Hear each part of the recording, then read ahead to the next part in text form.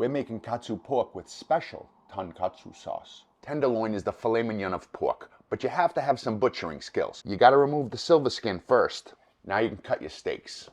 Fermented black beans and pork, classic dim sum combination. But you gotta crush them first with a fork to release the salt and dissolve them in water and sake, starting to build those flavors now. The go-to move is panko, but the pro move is making your own with slimy white slice and give it a couple pulses, followed by a couple long. That's the texture you're looking for. And we're not making normal tonkatsu sauce. We're hydrating more of those fermented black beans for our tonkatsu sauce. That marinade obviously worked. Dry those steaks off, sandwich them in plastic, and pound them out. But be delicate, this is tenderloin.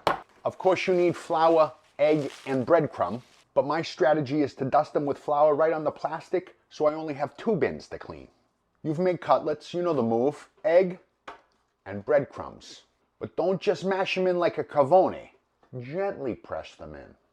They're delicate. Onto a rack and in the fridge for those breadcrumbs to adhere. Tonkatsu sauce is equal amounts molasses, ketchup, and Worcestershire sauce, half as much honey, and in lieu of soy sauce, more of those fermented black beans, crushed with a fork and added with some water to thin it out.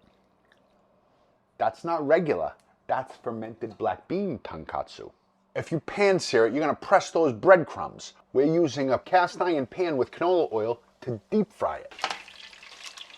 Give it a flip and cook it on both sides. And on a rack to rest before you're serving.